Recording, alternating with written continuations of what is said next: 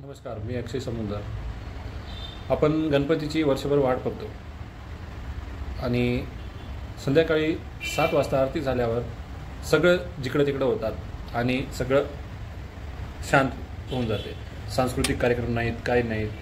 पहिले कसं जादूगर येत होते, स्पर्धा होत होते, वेगवेगळे संगीत खुर्ची, लिंबू चमचा, हे ते।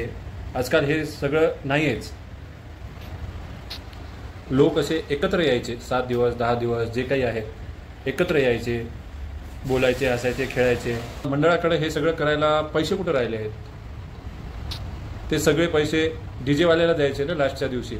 सगळ्यात मोठा आवाज आपला झाला पाहिजे, आपली हवा झाली पाहिजे, आपलं 300 डेसिबल। फक्त लास्टच्या दिवशी डीजे लावायचं। अहो तुम्ही लावा ना डीजे, लावा ना, करा ना हवा, पण सगळे सांस्कृतिक कार्यक्रम जे घ्यायचे असतात ते पहिले घ्या। लोकमान्य टिळकांनी गणेश उत्सवाची स्थापना का केली? 10-11 दिवस लोक एकत्र यावे, एकत्र सगळे व्हावे, कार्यक्रम, सांस्कृतिक कार्यक्रम व्हावे, यासाठीच लोकमान्य टिळकांनी गणपतीची स्थापना केली। फक्त लास्टच्या दिवशी एकत्र यावे यामुळे नाही केली।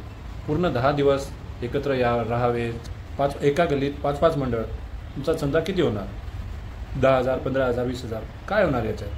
पहिलेच्या काळात 1 किंवा 2 मंडप असायचे, गणपती मंडळ असायचे, तर त्यांचा चंदा पण जास्त होत होता। त्यांनी चांगले सांस्कृतिक कार्यक्रम वगैरे घेत होते, सगळे चांगले करत होते कार्यक्रम। आजकाल फक्त डीजे, बँड याच्यातच सगळा पैसा चालला आहे। एका एरियात 4 गल्ल्या आहेत, तर 4ही गल्लीत पण गणपती बसत आहे। तर 4ही गल्लीमध्ये एक आपल्या आजूबाजूच्या गणपती मंडळाला तुम्ही हे चढ-ओढ करत आहात। यापेक्षा 4 गल्ल्यामध्ये मिळून एक गणपती बसवा आणि आपल्या आजूबाजूच्या एरियामध्ये जे गणपती आहेत त्यांना तुम्ही काहीतरी असं करा ना। हर गल्लीमध्ये, हर बोळीमध्ये गणपती बसवणे हे चांगलं नाही आहे। बसवा तुम्ही, बसवण्यात मनाई नाही, पण पूर्ण त्यांचे नियम करा, काही सांस्कृतिक कार्यक्रम करा, चांगलं करा।